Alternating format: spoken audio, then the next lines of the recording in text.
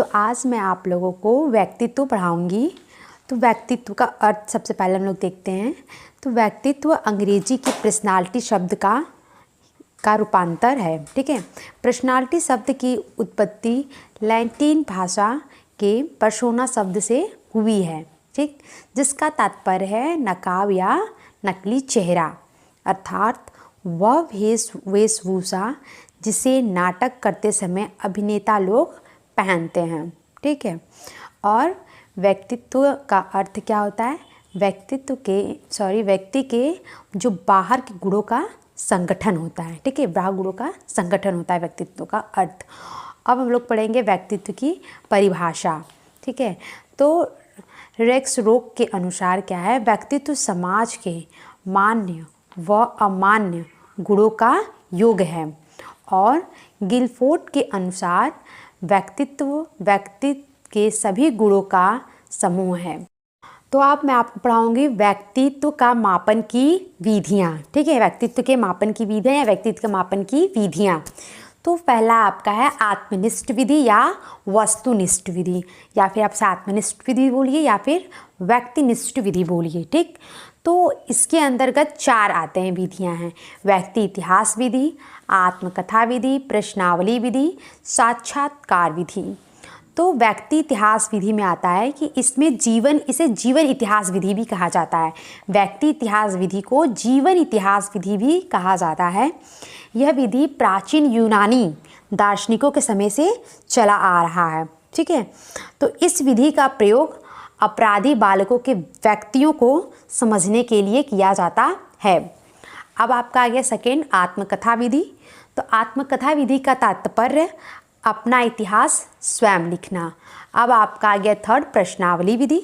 तो प्रश्नावली विधि में क्या होता है कि इस विधि में परीक्षक जो होते हैं वो व्यक्ति के जिन गुणों का मापन करना चाहते हैं उससे संबंधित छोटे छोटे प्रश्नों की एक सूची बनाते हैं।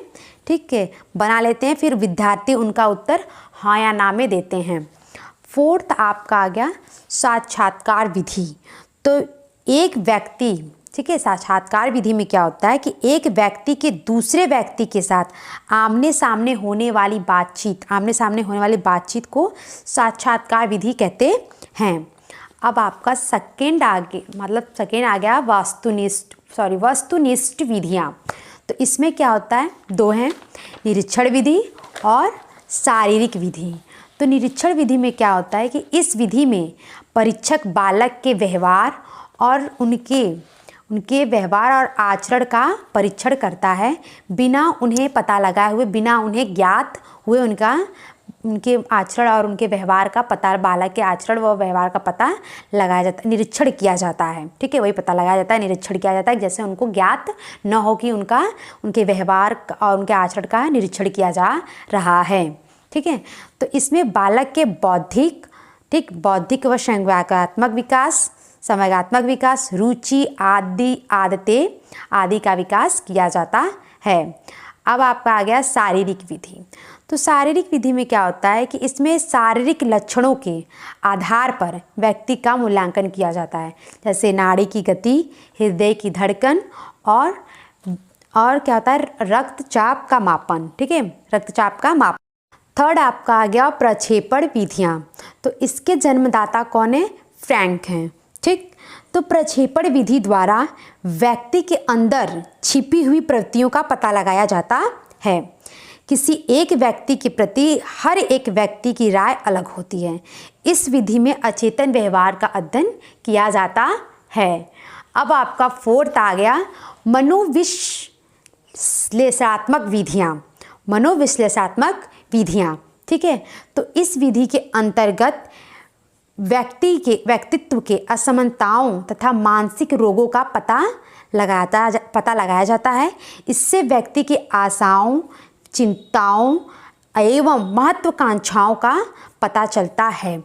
मनोविश्लेषणात्मक विधि में क्या होता है कि इस विधि में क्या होता है कि व्यक्तित्व की असमानताओं तथा मानसिक रोगों का पता लगता है। ठीक, इससे व्यक्ति के आशाओं, चिंता एवं महत्वाकांक्षाओं का पता चलता है। ठीक है, टॉपिक है व्यक्तित्व की विशेषताएं। ठीक, तो व्यक्ति की विशेषताएं क्या हो सकती है? जो व्यक्ति मतलब कि देखते हैं कि आत्मविश्वास, व्यक्ति की विशेषताओं में फर्स्ट ऑफ ऑल क्या आएगा, आत्मविश्वास। ठीक है, आत्मविश्वास। तो आत्मविश्वास यानी कॉन्फिडेंस। ठीक है, कॉन्फिडेंस में क्या होता है कि स्वयं पर भरोसा रखना। ठीक है, स्वयं पर, खुद पे भरोसा रखना, किसी भी परिस्थिति का सामना आत्मविश्वास के साथ करना। ठीक है, और आपका आ गया सेकेंड आपका आ गया सकारात्मक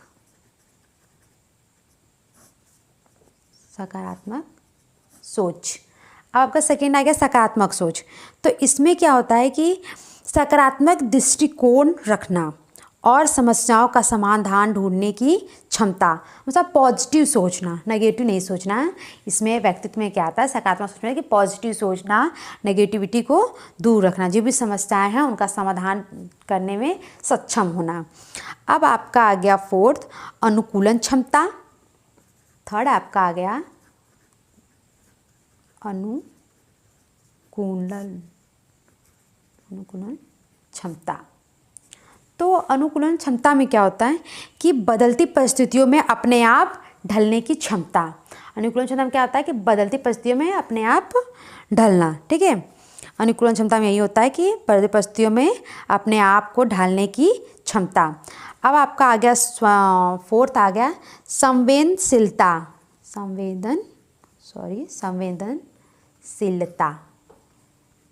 अब संवेदनशीलता में क्या होता है कि दूसरों की भावनाओं को समझने की क्षमता और उनके प्रति सहानुभूति दिखाना। ठीक है, संवेदनशीलता में क्या होता है कि दूसरों की भावनाओं को समझने की क्षमता और उनके प्रति सहानुभूति दिखाना। ठीक है, अब आपका आ गया फिफ्थ आपका आ गया सहनशीलता।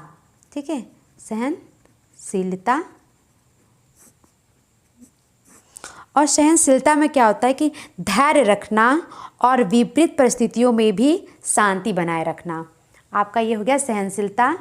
अब सिक्स्थ क्या हो गया, जिज्ञासा। तो जिज्ञासा में क्या होता है कि नई नई चीज़ों को सीखने की इच्छा और ज्ञान प्राप्त करने की लालसा। ठीक है, मैंने बता दिया आप लोगों को, फिर से बता दूंगी। आत्मविश्वास क्या होता है कि स्वयं पर भरोसा रखना, स्वयं पर विश्वास रखना, किसी भी परिस्थिति में कॉन्फिडेंस के साथ उसका सामना करना। अब सकारात्मक सोच में क्या होता है, जीवन के प्रति सकारात्मक दृष्टिकोण रखना और समस्याओं का समाधान ढूंढने की क्षमता। अनुकूलन क्षमता में क्या होता है कि बदलती परिस्थितियों में अपने आप को उनके अनुसार ढालना। संवेदनशीलता में क्या होता है कि दूसरों की भावनाओं को समझने की क्षमता और उनके प्रति सहानुभूति दिखाना। सहनशीलता में क्या होता है, धैर्य रखना और विपरीत परिस्थितियों में भी शांति बनाए रखना। आपका ये हो गया सहनशीलता। जिज्ञासा में होता है कि नई चीज़ों को सीखने की इच्छा और ज्ञान प्राप्त करने की। जिज्ञासा में क्या होता है कि दूसरों के प्रति नई चीज़ों को सीखने की इच्छा और ज्ञान प्राप्त करने की लालसा।